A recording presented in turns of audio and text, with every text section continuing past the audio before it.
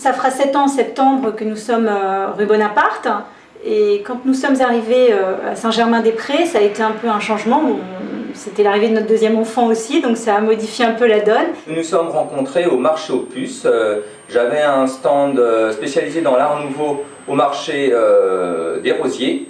Et Céline, elle, travaillait au marché Biron. Je travaillais donc avec un marchand d'art déco qui m'a mis le pied à l'étrier. Nous ne sommes pas issus du sérail parce que ni l'un ni l'autre nous sommes enfants de marchands. On est tous les deux universitaires, donc ça nous a aussi aidés pour travailler la documentation.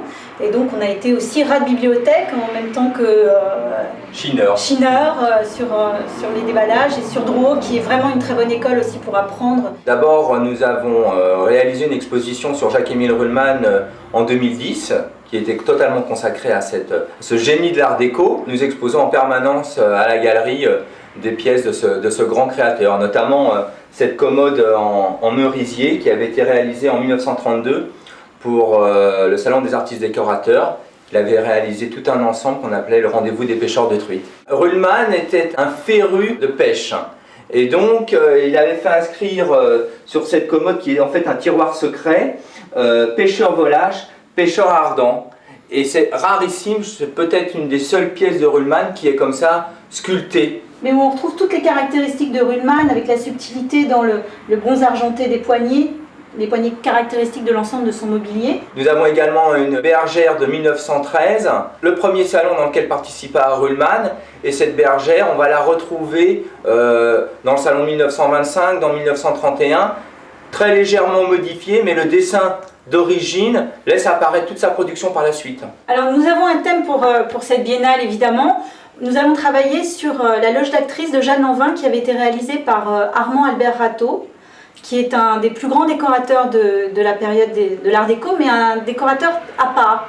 Et ce qui est assez intéressant, c'est que dans cet espace des arts décoratifs, vous pouvez y voir une lampe de Rateau en bois doré, qui n'est autre que ce modèle que nous allons exposer à la Biennale. Cette lampe se trouvait vraiment une pièce très très similaire dans la loge d'actrice de Jeanne Lanvin en 1925, sur la coiffeuse. Et c'est un petit peu le point de départ de notre histoire de Biennale, parce que nous allons réinterpréter, parce que nous n'avons pas exactement les mêmes pièces, cette loge d'actrice avec du mobilier de Rateau. Et je pense que ça peut avoir un double impact, parce que cette année la Biennale est sous l'égide de Karl Lagerfeld, autre grand décorateur, et nous faisons le lien avec la couture, avec Jeanne Lanvin, qui était une des grandes mécènes de cette époque. Cette sculpture est une œuvre de Joseph Bernard, qui est un très grand sculpteur de l'école de Mayol, et c'est une pièce en plâtre, une pièce d'atelier. Il faut savoir que la pierre originale se trouve au musée d'Orsay, et qu'il n'y a pas d'autres sculptures de cette taille-là qui soit sur le marché. C'est la seule pièce d'époque qui existe, qui soit sur le marché à la vente.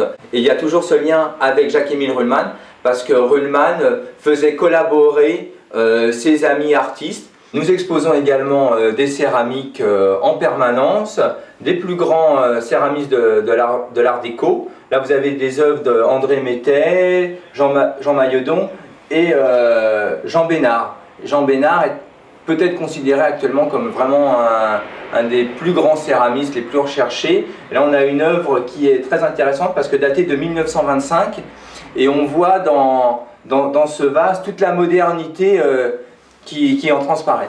Nous présenterons à la Biennale des pièces de Christian Verdinstadt, notamment une pièce importante qui est un coffret en argent martelé qui faisait partie de la collection Pierre Berger Yves Saint-Laurent.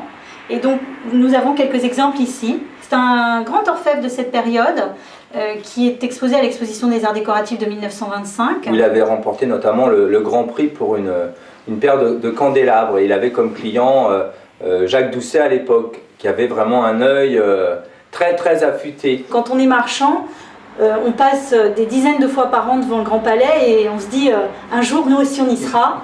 Et je crois que ça c'est tous les deux, on a une grande fierté de pouvoir participer à la Biennale cette année. C'est une consécration tant au niveau de notre éthique, on atteint un niveau de qualité qui devient suffisant pour que nos pairs nous acceptent parmi eux.